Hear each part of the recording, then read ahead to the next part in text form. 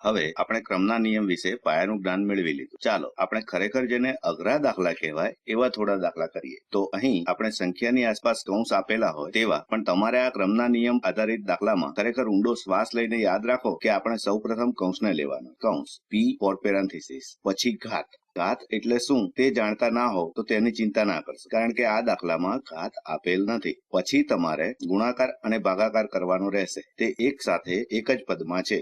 પછી તમારે સરવાળો અને બાદબાકી કરવાની છે. તેથી કેટલાક લોકો તેને પેમદાસ PEMDAS થી યાદ રાખે છે. પણ જો તમે પેમદાસ PEMDAS યાદ રાખો તો યાદ રાખો કે ગુણાકાર અને ભાગાકારને સરખું પ્રાધાન્ય આપો. આ જ પ્રમાણે સરવાળો અને બાદબાકીને સમાન પ્રાધાન્ય આપવું. તો ચાલો જે પ્રમાણે ક્રમનો નિયમ કહે છે એ મુજબ આનો ઉકેલ શું થાય? તો સૌપ્રથમ આપણે કૌંસને ઉકેલીશું અને આપણી પાસે અહીં ઘણા બધા કૌંસ છે. આપણી પાસે આ પદમાં અહીં કૌંસમાં આપેલ છે અને ત્યાં પણ તે કૌંસમાં આપેલ છે. તો ક્રમના નિયમ મુજબ જુઓ, તમે કૌંસ પહેલા ઉકેલો, પણ ક્રમ મુજબ આ બહારના કૌંસને ઉકેલવા. આ નારંગી રંગનો આપણે તે પ્રથમ ઉકેલવો પડશે. પીળો ત્યાં આવેલ છે. સારું, જો આપણે તેની અંદર જઈએ તો જે આપણે સૌ પ્રથમ અંદરના કૌંસને ઉકેલવા માંગીએ છીએ કૌંસ, તેથી તમે ત્યાં 5 - 2 જોઈ શકો છો. આપણે તેને સૌ પ્રથમ ઉકેલીશું અને તેથી તેનું સાદુરૂપ હું તે ક્રમાનુસાર કરીશ. એક વખત તમને આ વાત યાદ રહી જશે પછી તમે એક સાથે કરી શકશો. તેથી તેના બરાબર 7 + 3 × 5 -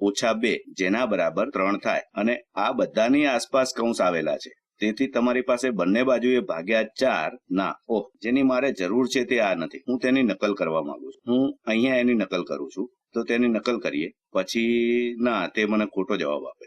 આમ તો એ સરળ રહેશે. ચાલો મને તેને ફરીથી લખવા દો. આ સૌથી સરળ છે. મારી થોડીક ટેકનિકલ ખામીઓ છે. તેથી 4 × 2 વડે ભાગ્યા અને આ બાજુ તમારી પાસે તે 7 × 2 વત્તા નારંગી કૌંસમાં આપેલ પદ છે. હવે કોઈ પણ પગલામાં તમે ફરીથી જુઓ, આપણે હંમેશા કૌંસને સૌ પ્રથમ ઉકેલવા માંગીએ છીએ.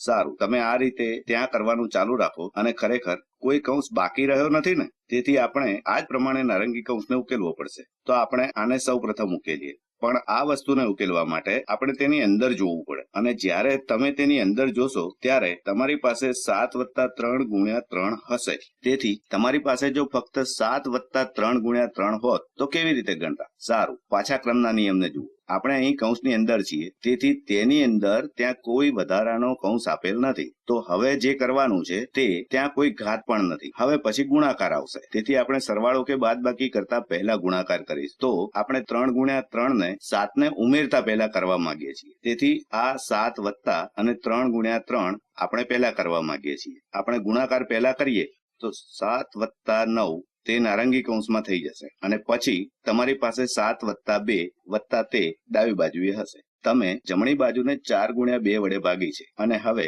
આ કૌંસમાં આપેલ પદ, કારણ કે હજુ તમે પહેલા કૌંસને પહેલા ઉકેલવા માંગશો, તેનો ઉકેલ મેળવવો ખૂબ સરળ છે. 7 + 9 બરાબર શું થાય? 7 + 9 બરાબર 16 થાય. અને આ પ્રમાણે દરેક પદને 7 × 2 વત્તા 16 ભાગ્યા 4 × 2 માં સાદુરૂપ આપીશું. હવે આપણી પાસે કોઈ કૌંસ બાકી રહ્યો નથી. તેથી આપણે પેમદાસ માં P ની ચિંતા કરવાની નથી. આપણી પાસે E પણ નથી. આ ઉદાહરણમાં કોઈ ઘાતાંક નથી. તેથી પછી આપણે સીધા જ ગુણાકાર અને ભાગાકાર કરીશું. આપણી પાસે ગુણાકાર, આપણે ત્યાં ગુણાકાર કરવાના છે. આપણે અહીં થોડા ભાગાકાર કરવાના છે અને ત્યાં ગુણાકાર. તેથી આપણે તેને પછીના પગલામાં સરવાળો કરતા પહેલા કરીશું. તેથી આપણે આ ગુણાકાર કરીશું. આપણે તે ગુણાકાર કરીશું. 7 × 2 બરાબર 14 થાય. આપણે સરવાળો કરવા માટે રાહ જોવી પડશે અને પછી આપણી પાસે 16/4 × 2 હશે, જેમાં ભાગાકારને સરવાળા કરતા પ્રાધાન્ય આપવામાં આવેલ હોવાથી આપણે તે સરવાળાની પહેલા કરીશું. પણ આપણે તેને કઈ રીતે ઉકેલીશું? આપણે તેનો ભાગાકાર કે ગુણાકારમાંથી કઈ ક્રિયા આગળ કરીશું? તમને યાદ હશે કે મેં તમને છેલ્લી વિડીયોમાં કહ્યું હતું કે જ્યારે તમારી પાસે